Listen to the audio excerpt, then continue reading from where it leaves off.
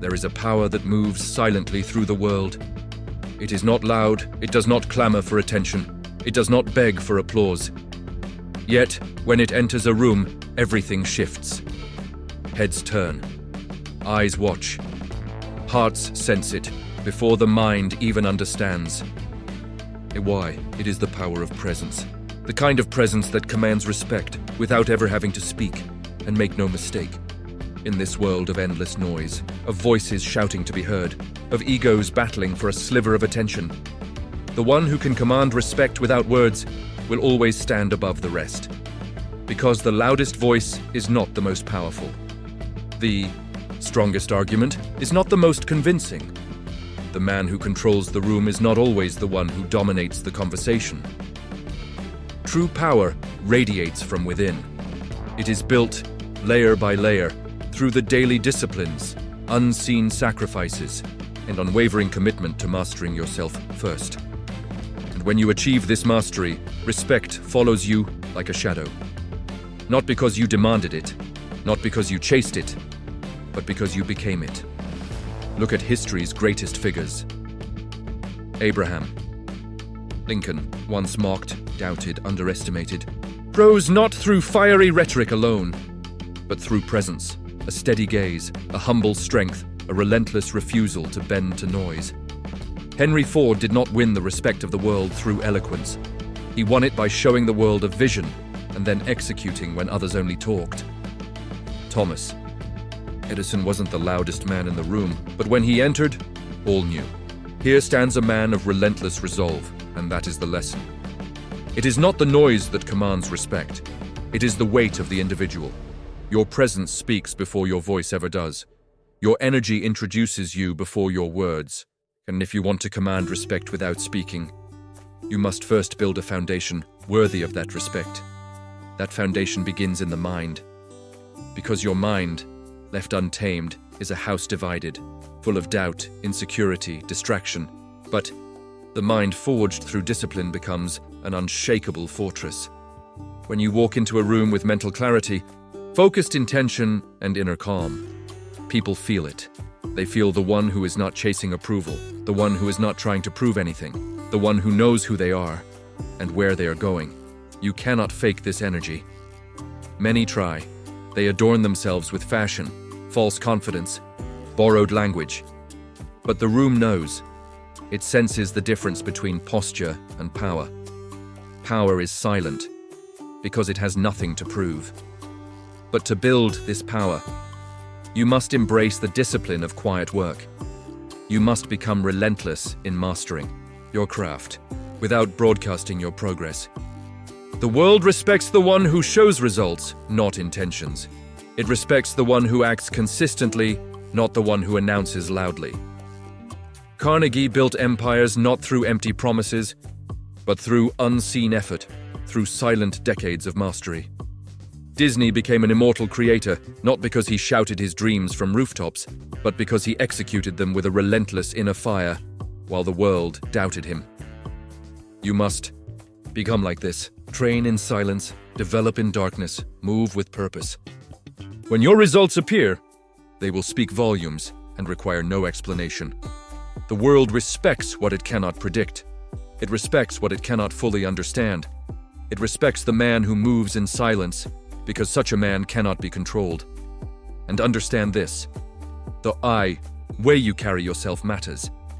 Your body language speaks louder than 1,000 words. The one who commands respect walks with intention. Shoulders back, chin level, eyes steady. Not with arrogance, not with forced bravado, but with the quiet confidence that comes from earned self-respect. People subconsciously scan for cues. Does this person believe in themselves? Are they reactive or composed? Do they seek approval or radiate purpose? The answers lie in the micro-expressions, the posture, the stillness. Master this stillness. In moments of conflict, remain calm. In moments of tension, hold your gaze. In moments of uncertainty, let your body say, "I am unmoved." Because the one who cannot be rattled commands a deeper respect than the one who lashes out. Now listen carefully, because this may be the most important truth. To command respect without Speaking, you must first give it freely, not out of weakness, not out of need, but from an abundance mindset. Respect those around you, not because they demand it, but because doing so elevates your own character. When you walk through the world treating others with dignity, without expecting anything in return, you cultivate a presence rooted in strength. Not ego. The one who respects others yet needs no validation becomes magnetic. People are drawn to such individuals because they feel safe in their presence. They sense that here is a person anchored in values, not vanity, and remember, consistency is the foundation of this power. Anyone can command respect for a moment. Few can do it for a lifetime. Why? Because the world is watching, not just when you enter the room, but in every action you take. If your public presence is powerful, but your private habits are weak, the cracks will show. If your words speak of greatness, but your discipline falters, behind closed doors, respect will fade. But if you live aligned, if your private victories fuel your public presence, respect deepens over time. It compounds like wealth. Every act of integrity adds weight to your presence. Every moment of discipline sharpens your aura. Every choice to rise above pettiness strengthens the unseen force that surrounds you. And when this force becomes undeniable, you will find that you no longer need to speak to be heard. Your life will speak for you. Your presence will speak for you. And the world will listen, whether you utter a word or not. There is another dimension to this power, one often ignored in the modern world: emotional control. If you cannot master your emotions, you will never master your presence. Because presence is not built in easy moments. It is built in moments of pressure. Anyone can appear calm when life is smooth, but the one who commands true respect remains composed when the storms come. Study the great leaders of history. Lincoln during the Civil War, Mandela in prison, Churchill under the bombs of London. They did not need to shout, they did not need to posture. Their calm in chaos was their voice. Their steadiness under fire inspired millions. Because when the world shakes, people seek out the one who does not. This is why you must train yourself daily to master your emotional responses. When anger rises, breathe. When fear whispers, move forward anyway. When others provoke, remain unmoved. Every time you do this, you add another layer of steel to your presence, and soon others will sense it. The man who cannot be manipulated commands the deepest respect. But this mastery is not achieved through sheer will alone. It requires vision. If you do not know who you are becoming, your presence will lack coherence. A man without vision is a ship without a rudder, easily tossed, easily lost. But a man with a clear vision walks differently. He carries himself with purpose. Every step, every glance, every decision is aligned with a greater aim. This vision becomes an invisible force, a gravitational pull that others feel. They may not know your vision, but they will feel its weight. And that is why vision is critical. Carnegie knew he was building more than steel. He was building a legacy. Ford knew he was not just making cars, he was changing the way the world moved. Disney knew he was not creating cartoons, he was crafting timeless wonder. When you carry a vision larger than yourself, it infuses every cell of your being. And when you enter a room, people sense this energy. They respect the man on a mission. They defer to the one who walks in alignment with destiny. But vision alone is not enough. It must be forged in discipline. Without discipline, vision is fantasy. Discipline is the bridge between who you are and who you can become. And discipline, when practiced daily, radiates through your presence. It is felt in your posture, in your eye contact, in your patience, in your tone, when you choose to speak. Because discipline sharpens the edges of your presence. It makes you precise. The undisciplined man is sloppy in action and in energy. He leaks doubt, he projects uncertainty. But the disciplined man, like a well-forged blade, cuts through the noise without uttering a word. This is why the world respects those who move with restraint. Because restraint signals power. The one who reacts to every slight, every comment, every insult is ruled by others. But the one who chooses when to engage and when to remain still he is ruled by none. And that is the kind of presence that commands respect without speaking. Now understand this. Presence is not about pretending to be perfect. It is about being authentically grounded. If you wear a mask, the world will sense the performance. If you posture beyond your true center, respect will turn to skepticism. Authenticity, anchored in values, is the core of commanding presence. The man who knows his flaws, owns them, and strives regardless. This man is dangerous, because he cannot be shamed. He cannot be swayed by external opinion. He cannot be knocked off balance by accusation or doubt. Authenticity disarms others. It allows them to trust your silence, because it rings true. And when they trust your silence, they respect it. Now let us speak of a subtle but critical force, gratitude. You may not associate gratitude with commanding presence, but hear this. A grateful man walks with peace, and peace is magnetic. In a world addicted to scarcity and striving, the man who radiates inner abundance stands apart. Gratitude removes neediness from your energy, and neediness repels respect. The man who does not need approval, status, or recognition commands them naturally, because he operates from fullness, not lack.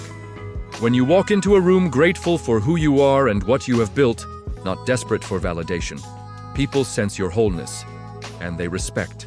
Because rare is the man who can walk powerful, yet peaceful, ambitious, yet content, hungry, yet grateful. Be this man, and the world will gravitate toward your presence. But never forget, the presence that commands respect without speaking is not a static achievement. It is a living force, one that must be nourished constantly. Complacency erodes presence. Entitlement tarnishes it. Arrogance poisons it. Remain a student always. Study great minds, refine your craft, sharpen your discipline, deepen your vision, expand your gratitude. The more you grow, the deeper your presence becomes, the quieter your power becomes, the more undeniable your respect becomes. Because in the end, when all the words fade, when the noise dies down, when the masks fall away, presence is what remains, and presence, true, earned, disciplined, grateful presence, commands respect louder than any voice ever could. Now listen closely, because this is where many falter on the path. Presence without resilience is a fragile illusion. If you desire to command respect, not just for a moment but for a lifetime, you must become a fortress that adversity cannot breach. Because the world will test you. It will strike when you least expect it. It will attempt to break your composure, and the eyes of others will be watching, not to see if you succeed in every moment, but to see if you can endure. Respect is not given to those who never fall. It is given to those who rise with grace when they do. Study the lives of those whose presence transcended generations. Lincoln, who withstood relentless criticism and personal tragedy. Mandela, who emerged from 27 years of unjust imprisonment with dignity and tact. Roosevelt, who faced illness and defeat and yet led with unwavering resolve. Their presence was not forged in ease, it was forged in fire. So you too must embrace adversity, not as an enemy, but as a necessary forge for your presence. When you meet setbacks with composure, when you greet betrayal with dignity, when you absorb defeat without losing your vision, you command a respect that cannot be fabricated, because people respect what is proven under pressure. But resilience alone is not enough. You must cultivate adaptability. The world changes, circumstances shift. What earned you respect yesterday will not guarantee it tomorrow. The one who clings rigidly to the past will soon become irrelevant, no matter how powerful their presence once seemed. But the adaptable leader evolves. Their presence deepens because they are not afraid to learn, not afraid to grow, not afraid to reinvent themselves when needed. This humility, this willingness to remain fluid while others grow stale, commands immense respect because it signals inner security. The one who is secure enough to change without losing their essence, to adjust without losing their values, to evolve without losing their core, commands a reverence that is rare in this world of brittle egos. Now hear this truth, etched into the fabric of every great life. The presence that commands respect is not built on external conquests alone. It is built first and foremost on inner mastery. If you do not command respect within yourself, you will never command it from others. Self-respect is the root, and self-respect is built not through public achievements, but through private victories. Through the promises you keep to yourself, through the standards you uphold when no one is watching, through the discipline to do what is necessary even when it is unseen. When your internal world is aligned, when your actions match your values, when your vision guides your days, you radiate an integrity that words can never fake. And that integrity speaks for you in every room you enter. So here is the paradox, the ultimate key. The more you pursue respect, the more it eludes you. But the more you pursue mastery of self, the more respect is drawn to you effortlessly, because people respect the man who respects himself. The man who does not pander for approval. The man who moves with quiet conviction. The man whose energy says, "I do not need your validation to stand tall," and that is the most magnetic presence of all. Now let us return to where we began. Imagine this moment. You enter a room, you say nothing, but heads turn. Conversations quiet, not out of fear, not out of intimidation, but out of recognition. Here stands a person of substance. Here stands someone whose life is congruent, whose values are embodied, not performed, whose discipline is evident, not advertised, whose vision is clear, even if unspoken, whose composure is unwavering, even under unseen pressure. This is what it means to command respect without speaking. It is not about volume. It is not about bravado. It is not about dominating the conversation. It is about becoming the kind of person whose very presence speaks, and this path is open to you, should you choose it. But understand, it is not a path of convenience. It is not a path of shortcuts. It is a path of daily disciplines, of relentless growth, of self-mastery over self-indulgence. But the rewards, they are profound. For when you no longer need to speak to be heard, when you no longer need to seek respect because you embody it, you will move through the world with a power few ever taste. You will inspire others not through what you say, but through what you are. And in a world drowning in noise, the silent force of your presence will roar louder than any words ever could. So stand tall, walk with purpose. Master your emotions. Forge your vision, harden your resilience, sharpen your discipline, embody your values, and move forward, not seeking respect, but becoming worthy of it. For in that becoming, you will command it, effortlessly, inevitably, eternally, without ever speaking a word.